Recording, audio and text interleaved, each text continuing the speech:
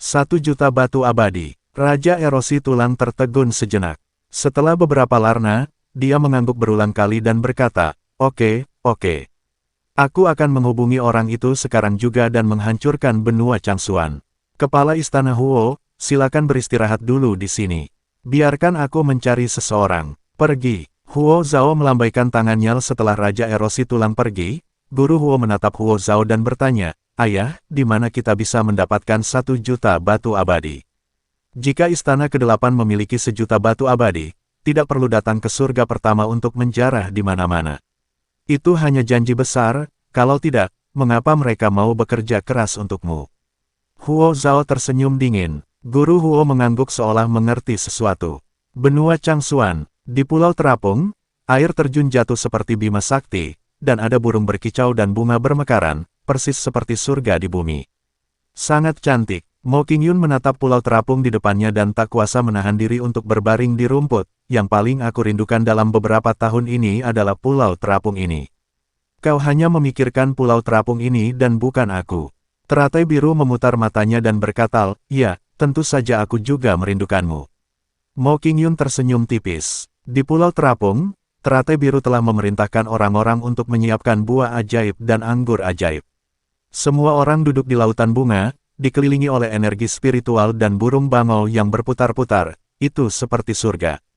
Mari, rekan Daois Chen, cobalah ramuan spiritual 9 revolusi yang unik di benua Changsuan kita. Ramuan ini dibuat dengan buah spiritual berusia ribuan tahun dan sangat bermanfaat untuk kultivasi. Lan Lianhua mengangkat gelasnya sambil tersenyum, matanya penuh antusiasme. Chen Ping mengambil gelas anggur dan menyesapnya. Seketika, kekuatan spiritual yang hangat mengalir ke anggota tubuh dan tulangnya, membuatnya merasa segar. Anggur yang enak, Chen Ping berseru kagum. Humazi sudah meneguk abis anggur itu, wajahnya penuh dengan ekspresi mabuk, hahaha, ini jauh lebih baik daripada anggur duniawi.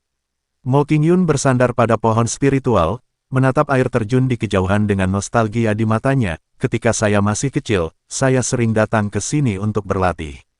Saya selalu merasa bahwa tempat ini memiliki misteri yang tak terlukiskan. Hati Chen Ping sedikit tersentuh ketika mendengar ini. Dia melihat sekelilingnya dan entah mengapa, dia selalu merasa bahwa Pulau Terapung ini agak aneh. Meskipun energi spiritual di pulau itu kaya, namun tampaknya energi itu tidak terbentuk secara alami, melainkan sengaja dikumpulkan oleh suatu kekuatan. Yang lebih aneh lagi adalah ketika indera spiritualnya sedang menyelidiki, dia benar-benar merasakan suatu fluktuasi samar pembatasan, seolah-olah ada sesuatu yang disembunyikan.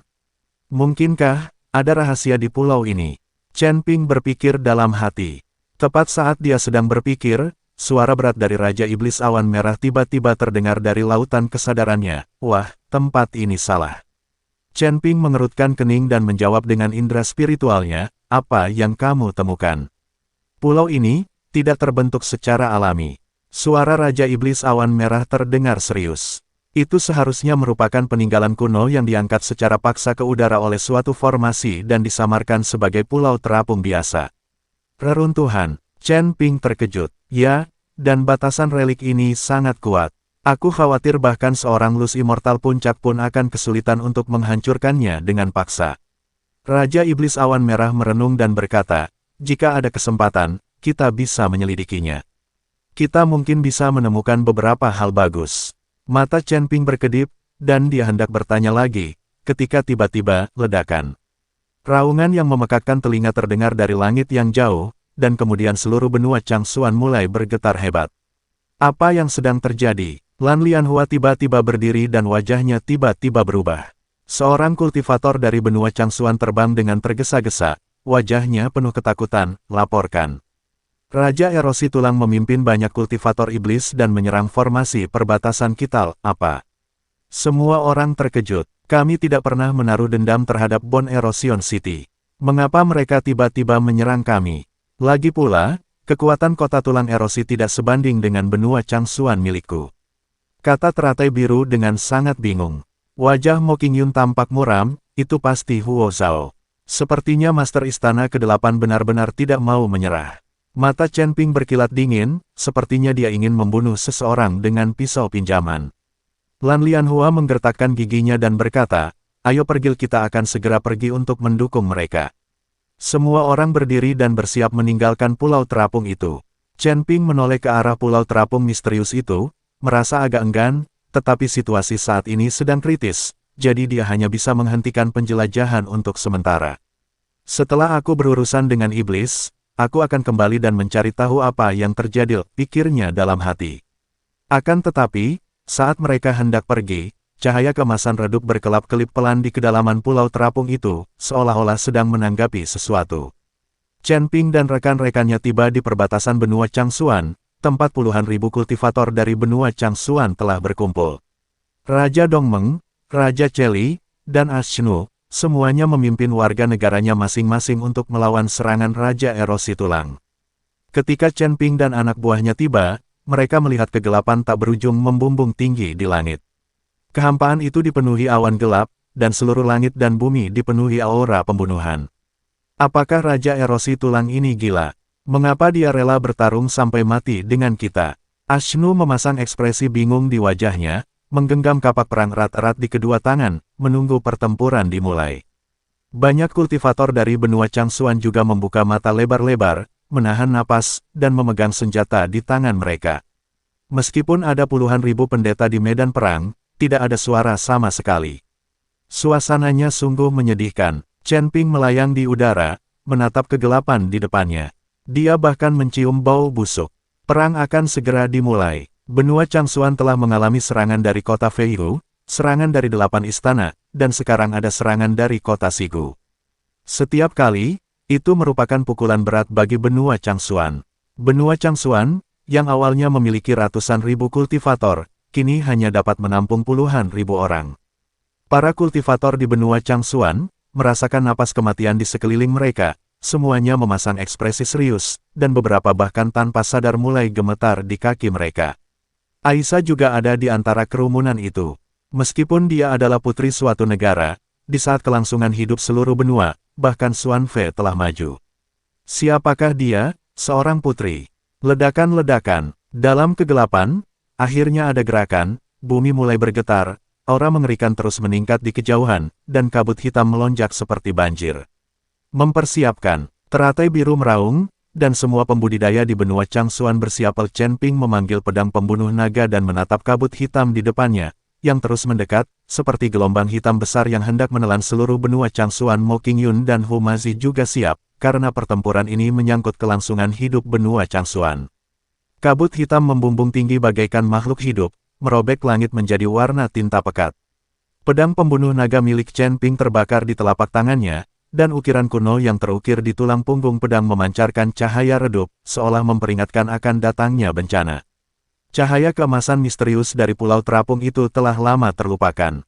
Pada saat ini, nasib seluruh benua Changsuan tergantung pada garis perbatasan yang akan ditelan kabut hitam.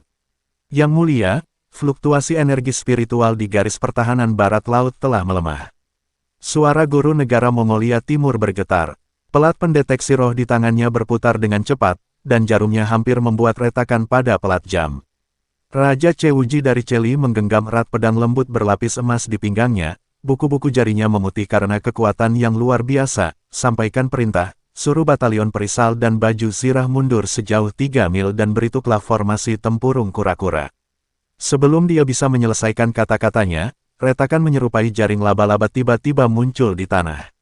Cairan hitam berbau busuk mengalir keluar dari celah-celah dan merusak jubah biksu tersebut, meninggalkan lubang-lubang hangus saat cairan itu menyentuhnya. Cahaya pertahanan biru pucat bersinar dari baju besi perak Putri Aisyah, tetapi tangannya yang memegang tombak mulai sedikit gemetar. Pembantu di sampingnya ingin menyeka keringat dingin di dahinya, tetapi baru saja dia mengulurkan tangannya, dia terhempas oleh kekuatan tak terlihat dan berubah menjadi kabut darah di udara. Tunggu, teriakan lantang Blue Lotus terdengar sangat keras terutama di medan perang yang suram. Tangan gioknya terbang, dan 36 hantu teratai hijau mekar di belakangnya, masing-masing memancarkan cahaya yang dapat memurnikan roh jahat. Tetapi meskipun begitu, dia tidak dapat menyembunyikan kesungguhan di matanya. Bayangan teratai hijau itu memudar dengan kecepatan yang terlihat oleh mata telanjang di bawah erosi kabut hitam, mengaum tiba-tiba.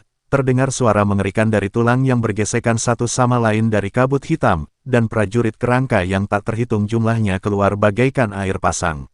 Api hijau hantu berkedip-kedip di rongga mata para prajurit kerangka ini, dan tanda-tanda hitam aneh terjerat di tulang-tulang mereka. Setelah dipotong-potong, mereka dapat dengan cepat disusun kembali, membuat mereka mustahil untuk dibunuh. Sialani, kenapa prajurit kerangka ini tidak bisa dibunuh? Humazi menghancurkan tengkorak 3 prajurit kerangka dengan satu pukulan, tetapi melihat tulang-tulang yang patah itu berkumpul kembali dalam kabut hitam dan berdiri lagi dalam sekejap mata. Chen Ping mengerutkan kening dan mengayunkan pedang pembunuh naga, lalu puluhan prajurit kerangka hancur. Namun setelah beberapa saat, tulang-tulang yang patah itu secara aneh tersusun kembali. Prajurit kerangka ini berada di bawah mantra keabadian. Dia tiba-tiba teringat bahwa api pamungkas adalah yang paling cocok untuk menghadapi prajurit kerangka ini. Kita harus menggunakan api terhebat untuk menghancurkan mereka sepenuhnya, Kirin api kecil. Saat Chen Ping berteriak, cahaya merah yang menyilaukan tiba-tiba meledak dari bahunya. Seekor kilin kecil dengan tubuh merah dan sisik menyala seperti api melompat keluar dari cincin penyimpanan dan mengeluarkan raungan yang memekakkan telinga ke langit. Mengaum, si unicorn api kecil tumbuh melawan angin dan dalam sekejap mata berubah menjadi binatang api setinggi 10 kaki. Kemanapun keempat kukunya melangkah, tanah pun terbakar oleh api. Saat para prajurit kerangka itu bersentuhan dengan api, mereka langsung menjerit melengking. Tanda hitam pada tulang mereka terbakar dengan suara mendesis dan akhirnya berubah menjadi abu. Kerja bagus. Melihat ini, Mo Qingyun segera memerintahkan para biksu untuk membentuk formasi pertempuran dan memimpin prajurit kerangka ke dalam jangkauan api Kirin api. Akan tetapi, saat situasi pertempuran mulai sedikit membaik, gelombang yang menggetarkan jantung tiba-tiba datang dari kedalaman kabut hitam. 12 boneka tulang setinggi 100 kaki perlahan muncul dari kabut. Masing-masing terbuat dari kerangka ribuan pendeta, dan api hijau hantu berkedip-kedip di rongga mata mereka yang kosong. Tanah di bawah kaki boneka tulang itu membusuk inci demi inci, dan jamur berwarna merah darah tumbuh lebat dimanapun ia lewat. Lendir yang menetes dari tutup payung mengikis tanah menjadi lubang tanpa dasar. Prajurit jahat Raja Pengikis Tulang. Teriakan ketakutan terdengar di antara kerumunan. Ashnu meraung, dan embusan angin keemasan dari kapak perang mengenai lengan boneka tulang, namun hanya meninggalkan bekas putih pada tulang. Lebih banyak boneka tulang mengangkat pisau tulang di tangan mereka. Racun sihir berwarna ungu tua mengembun pada bilah pisau. Sebelum bilah pisau itu tiba, kulit para pendeta di barisan depan sudah mulai bernanah. Garis pertahanan benua Changsuan tiba-tiba menjadi kacau. Para kultivator bertarung sendiri-sendiri, dan formasi yang awalnya rapi pun hancur berkeping-keping. Pedang di tangan Mo Qingyun membentuk lapisan es, membekukan tubuh bagian bawah ketiga boneka tulang. Namun dalam sekejap mata, boneka tulang itu menghancurkan lapisan es, dan taji tulang tumbuh lagi di kaki mereka yang patah. Kita tidak bisa terus seperti ini.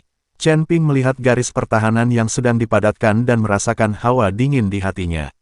Dia tiba-tiba menyadari bahwa meskipun gerakan boneka tulang itu lambat, mereka selalu bergerak dalam pola tertentu.